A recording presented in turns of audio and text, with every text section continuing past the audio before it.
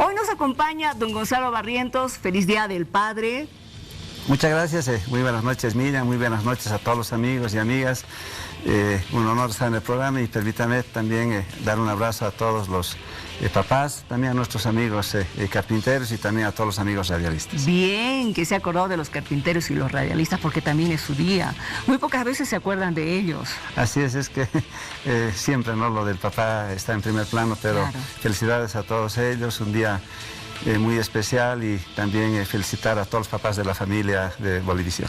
Gracias, muchísimas gracias. ¿Hace cuánto llegó a La Paz? Bueno, hace unos 5 días atrás ya. 5 días ya. Eso quiere decir que a medias ha festejado el Día del Padre. Así es, sí. ¿Sí? Las actividades. Sí. A ver, me interesa conocer el criterio de quien es actualmente secretario nacional de los demócratas con relación a lo que estamos viviendo. Bien, muy preocupados, nos parece que estamos en un momento muy difícil, nos parece que es innecesario lo que está ocurriendo porque cuando hay problemas tan importantes como por ejemplo esta crisis sanitaria, estamos a puertas de una tercera ola, al parecer la meseta se va a mantener. Estamos en una crisis económica que nos ha golpeado no solo a nuestro país sino a todo el mundo. Estamos también en una crisis en educación porque hay muchos estudiantes que no tienen acceso, por ejemplo, al internet, y hay también problemas sociales y nos parece que el presidente lo que debería haber hecho es asumir una responsabilidad en solucionar estos problemas, y no solo el presidente sino todos en general. ¿Va a haber clases semipresenciales? ¿Usted como papá qué opina de eso? Bueno, genera mucha incertidumbre porque estamos a puertas de una tercera ola y obviamente todos vamos a proteger siempre a nuestros hijos, ¿no? Entonces, esto necesitará una valoración eminentemente científica y médica que nos diga si es que es recomendable o no, por la salud de los niños, los profesores y los mismos padres de familia. ¿Qué criterio tiene con relación a lo que estaría pasando con don Iván Arias, el alcalde electo de La Paz? Muy preocupados porque consideramos que se está gestando un golpe en contra de Iván Arias. ¿Usted también cree que es un golpe? Es un golpe por los antecedentes que se está dando. Un golpe a la democracia, un golpe al voto popular. ¿Por qué?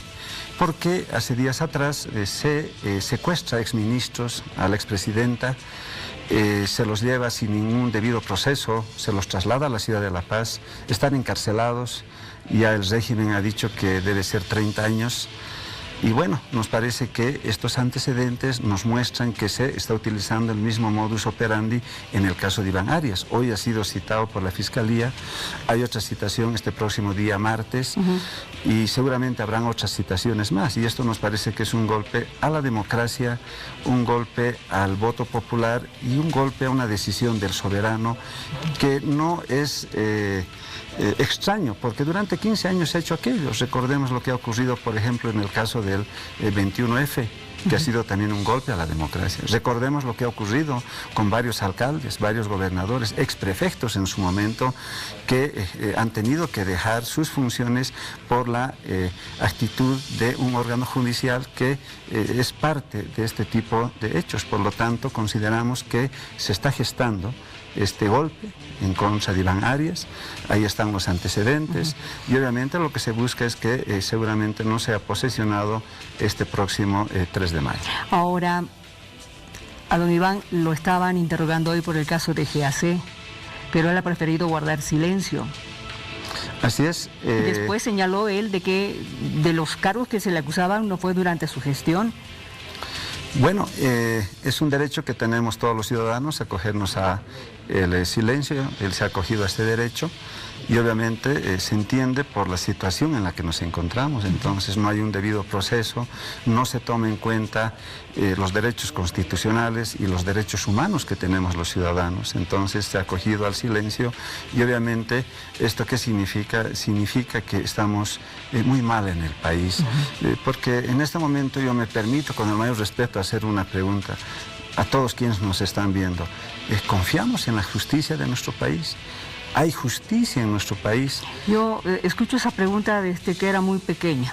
Así es, y a medida que ha ido pasando el tiempo, y comparto el criterio, igual desde que tengo uso de razón, siempre hemos tenido este criterio. Exacto. Y a medida que ha ido pasando, pero esto ha empeorado. Pues hemos llegado, me parece, a extremos ya, y estos extremos obviamente han pasado los límites de la Constitución, han pasado los límites del debido proceso, los límites del respeto a los derechos humanos que tenemos todos, y eso obviamente le está haciendo mucho daño ya a nuestra democracia, porque un pueblo que no tiene democracia, un pueblo en el que no se respeta la Constitución, está condenado a perder su democracia. Entonces, como no hay justicia, obviamente se está vulnerando una serie de derechos. Le voy a pedir que recuerde conmigo algo. 2019. Usted era diputado en ese momento, ¿verdad? En los hechos ocurridos entre el 10 y el 12 de noviembre, ¿dónde se encontraba usted, don Gonzalo? Me encontraba en la ciudad de La Paz. Estaba en La Paz, así con el día de la renuncia de Evo Morales. Sí, en la ciudad de La Paz. Yo no podía retornar ya a Potosí porque había muchos bloqueos, habían zanjas, era imposible ya retornar a Potosí. Entonces, y no solo fue mi caso, fue el caso de varios colegas en su momento que no podían ya, muchos no podíamos retornar y muchos no podían venir a la ciudad de La Paz, precisamente porque ya la situación era muy caótica, muy difícil. Por lo tanto, yo permanecí aquí en la ciudad de La Paz. Más o menos, ¿qué cantidad de la Asamblea Legislativa estaba aquí en La Paz? Hemos debido estar unos 30, 40 parlamentarios aproximadamente. No eran muchos. De acuerdo a la información que teníamos, que no podíamos retornar. ¿Ha sido complicado que ustedes se puedan reunir? Sí, sí, muy, muy difícil. ¿Por qué? O sea, ¿ha sido complicado que se puedan reunir en el mismo hemiciclo? Claro, era muy difícil porque había barricadas en todo lado. No olvidemos que muchos, no muchos, todos los comercios en general estaban cubiertos con calaminas, los dueños de casa cubrieron sus bienes, no había movilidades, en síntesis no había cómo transitarse en el transporte público, por ejemplo, teníamos que hacerlo a pie y había barricadas, había bloqueos. Era un momento muy, pero muy conflictivo. Ingresar a Plaza Murillo, por ejemplo, también era muy conflictivo porque también habían grupos de compatriotas que estaban apostados en diferentes esquinas. Teníamos que identificarnos, teníamos que hacer conocer quiénes éramos, ingresar, etc. Una situación muy, pero muy, muy difícil, ¿no? Muy difícil, tiene razón. Ahora, ¿usted se acuerda de cómo la señora Áñez llegó a ser presidenta del Senado? Bueno, ¿cómo fue eso? Bueno, lo que ocurre, y nos parece que todos los bolivianos hemos visto y hemos sido parte, si va del término, de un proceso de transición constitucional. La Constitución Política del Estado, el artículo 169. ¿De qué año es esta Constitución? Es la vigente. La del 2010. Exactamente. Esta Constitución establece, el artículo 169, establece que, acá está el artículo 169. ¿Qué dice el artículo 169? A ver, léalo, por favor. ¿Está bien? Porque habla de la línea sucesoria, ¿verdad? Exactamente. Dice, en caso de impedimento o ausencia definitiva de la presidenta o del presidente del Estado, será reemplazada o reemplazado en el cargo por la vicepresidenta o vicepresidente.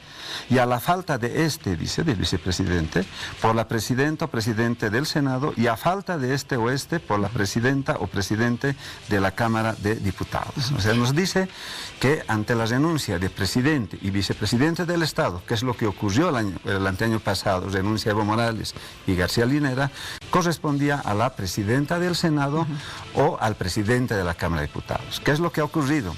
Renunciaron la presidenta del Senado y el presidente de Diputados. Y ahí se quedaba. Y ambos vicepresidentes. Claro, y ahí se quedaba porque no habla más de la línea sucesoria. Renuncian presidentes y vicepresidentes de Cámara de Senadores y Cámara de Diputados, ¿verdad? Exacto. Hasta ahí está bien. Hasta ahí queda, pero hasta lo ahí, dice la Constitución. No. Y quedaba la segunda vicepresidenta de la Cámara de Senados. ¿Qué dice? Y esto es lo que establece el reglamento de la Asamblea Legislativa. O sea, cuando se habla de las atribuciones de la segunda vicepresidencia. Ahí manifiesta que en ausencia, dice, en ausencia, está? Es el artículo número 38. ¿Ya? O sea, en ausencia de la presidenta o de la vicepresidenta, la segunda vicepresidenta o vicepresidente asumirá, dice, en caso de ausencia, incluso dice, por cualquier impedimento. Artículo 38. Muy bien. Asumirá. Entonces, y eso es lo que siempre ha ocurrido. Cuando no está el presidente de la Cámara de Diputados, por ejemplo, quien dirige la sesión de la Cámara de Diputados es el primer vicepresidente. Eso significa que es automático que Claro asuma que sí. el cargo la persona que continúa. Exactamente. Es que si hubiese generado, estimada Rocío, un vacío de poder inmenso, porque renunciaron todos. El país estaba ya incendiándose y podía haber una gran catástrofe democrática, lo digo de manera así muy, si vale el término, en términos expresivos, si vale el término, hubiésemos tenido tal vez consecuencias totalmente irreversibles. Entonces, el reglamento de la Asamblea Legislativa claramente establece, y eso es lo que ocurre, normalmente siempre ocurre.